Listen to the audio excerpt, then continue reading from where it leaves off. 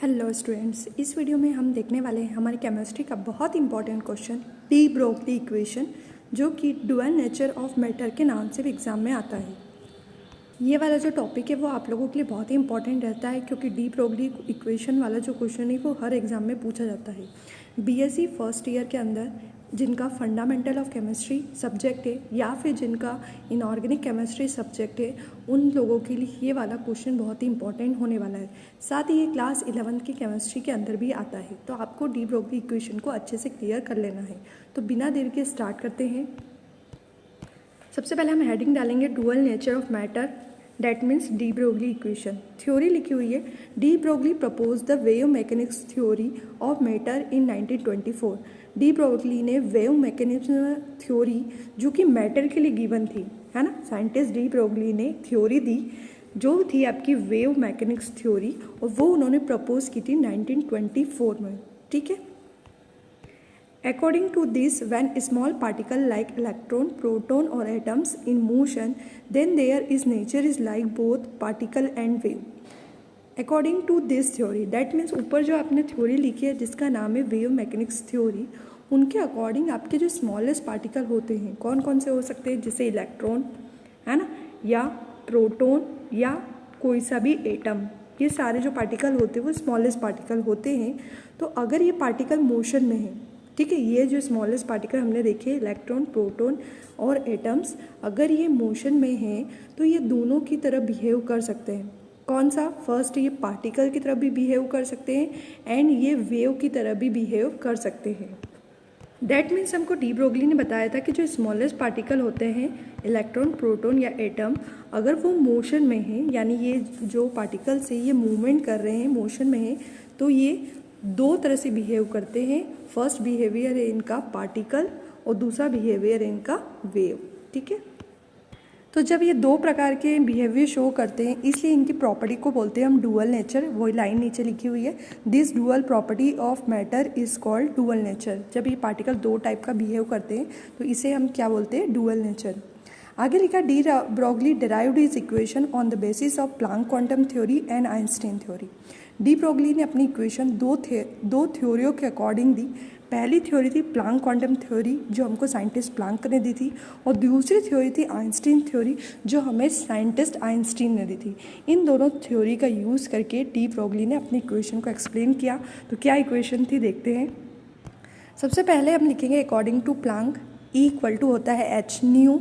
इसे डालेंगे हम इक्वेशन नंबर फर्स्ट। ई यानी एनर्जी, एच यानी प्लैंक कांस्टेंट एंड न्यू यानी फ्रीक्वेंसी। ठीक है। उसके बाद लिखेंगे हम अकॉर्डिंग टू आइंस्टीन। आइंस्टीन ने हमें एक इक्वेशन दी जो कि होती है E equal to M C square. E means energy, M means mass of electron और C means velocity of light. तो इस तरह से हमने दो इक्वेशन ली, यानी डी ब्रोगली ने दो इक्वेशन ली। एक उन्होंने प्लैंक थ्योरी के अकॉर्डिंग प्लैंक इक्वेशन ली और एक उन्होंने आइंस्टीन थ्योरी के अकॉर्डिंग आइंस्टीन इक्वेशन ली।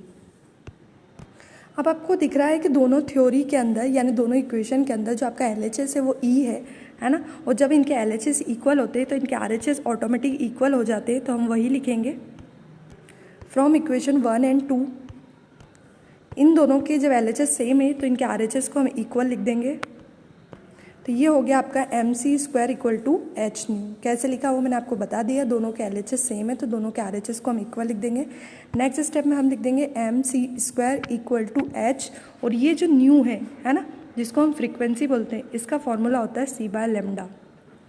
यानी जो न्यू होता है उसकी जगह पे हम लिख सकते हैं सी बाय लेमडा। फ्रीक्वेंसी न्यू का फॉर्मूला क्या होता है? सी बाय लेमडा। टूट कर दिया। नेक्स्ट स्टेप में हम क्या करने वाले देखना ध्यान से। नेक्स्ट स्टेप में एम सी स्क्वायर तो आपका एज इट इज़ है, ये जो आपका सी है इसको लिया एम सी स्क्वायर के अपॉन में। तो यही किया हमने, एम सी स्क्वायर लिया और जो सी था वो अपॉन में लिया है एम सी स्क्वायर के, और इक्वल में आपका जो एच लेमडा है उसे आपको कुछ भी नहीं करना है, वो एज इट इज़ लिख देना है। क्या किया हमने? एम सी स्क्वायर लिखा यहाँ पर, ये जो सी था इसको अपॉन में लेके आ गए और ये एच लेमडा आपका एज इट इज़ रहेगा। नेक्स्ट स्टेप में एक सी से एक सी हमने काट दिया, तो क्या बचा आपका एम सी इक्वल में क्या बचा आपका एच लेमडा। ठीक है, एक सिंगल सी से सिंगल सी कट, ऊपर दो सी थे तो आपका एक सी बचा हुआ है, तो क्या बचा हमारा एम सी और इक्वल में बचा हमारा एच लेमडा। ध्यान रखना ये कटा हुआ नहीं है, लेकिन आपको यहाँ पे कैंसिल कर देना है। एक सी से एक सी आप कैंसिल कर देंगे तो बचेगा आपका MC और इक्वल में बचेगा आपका H लैम्डा। नेक्स्ट में हम लैम्डा की वैल्यू निकालेंगे, तो MC को नीचे लगकर लैम्डा को आप ऊपर पहुँचा दीजिए। नेक्स्ट स्टेप में आपको क्या करना है, लैम्डा की वैल्यू अगर आपको निकालनी है तो लैम्डा को ले जाइए आप ऊपर और MC को ले जाइए आप नीचे। तो फॉर्मूला बन जाएगा लैम्डा इक्वल टू H/MC। ये बन गई आपकी इक्वेशन। वही जो हमारी इक्वेशन बनी है उसे हमने लिखा है lambda equal to H/MC। The nature of particle is like a wave, so we can replace C with V।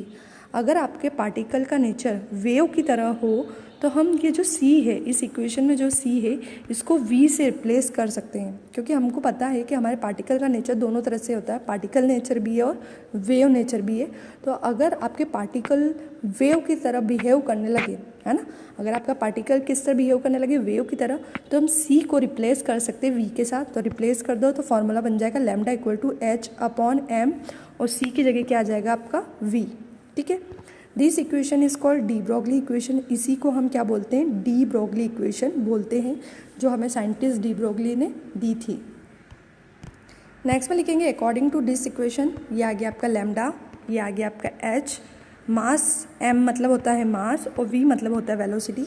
तो हमने उसके नाम लिख दिए हैं, यानी जिस टर्म से उसे डिनोट किया जाता है वो लिख दिया है। M मतलब मास और V मतलब वेलोसिटी। अब देखिए जो मास इंटू वेलोसिटी बना है, ये फॉर्मूला होता है किसका, मास इंटू वेलोसिटी फॉर्मूला होता है मोमेंटम का। दैट मीन्स हम क्या करेंगे, जहाँ पर मास और वेलोसिटी लिखा हुआ है उसकी जगह पर हम P लिख देंगे, क्योंकि P is denoted by momentum. तो लैम्डा इक्वल टू H/P। कैसे आया P, जहाँ पर आगे वाली इक्वेशन में M इंटू V था, उसकी जगह पर हम P यानी मोमेंटम लिख सकते हैं। तो फॉर्मूला बन गया lambda equal to H/P। Next में नाम लिख दिया, लैम्डा इक्वल टू H मतलब होता है प्लांक कांस्टेंट और P मतलब होता है आपका मोमेंटम। तो H की जगह प्लांक कांस्टेंट लिख दिया और P की जगह हमने मोमेंटम लिख दिया। अब एक चीज़ और समझ में आ रही होगी, ये प्लांक कांस्टेंट और मोमेंटम है, एक ऊपर और एक नीचे है। इसका मतलब क्या हुआ, हम लिख सकते हैं मोमेंटम जो है वो इन्वर्सली प्रोपोर्शनल है प्लांक कांस्टेंट के। जब एक वैल्यू और दूसरी वैल्यू एक दूसरे के डिवाइड में होती है तो वो इन्वर्सली कहलाती है। तो यहाँ हमने लिख दिया मोमेंटम P, ये जो नीचे वाला मोमेंटम है ये आपके प्लांक कांस्टेंट के क्या है, इन्वर्सली प्रोपोर्शनल है। तो इसे आपको लिख देना है momentum P inversely proportional 1 Planck constant H। That means अगर मोमेंटम बढ़ेगा तो प्लांक कांस्टेंट कम हो जाएगा, या मोमेंटम कम होगा तो आपका प्लांक कांस्टेंट इंक्रीज हो जाएगा। यही हमको ये बता रहा है। तो ये थी आपकी de Broglie equation. I hope आपको क्लियर हो गई होगी। हमने इसके पहले आपके लिए बोर मॉडल ऑफ एटम की वीडियो अपलोड कर दी है। आई होप आपने देख ली होगी, नहीं देखी हो तो आप देख सकते हैं, डिस्क्रिप्शन बॉक्स में आपको लिस्ट में मिल जाएगा। इसी तरह से हमसे जुड़े रहिए ताकि आगे के इम्पोर्टेंट क्वेश्चन भी आपको समय पर मिल सके। Thank you.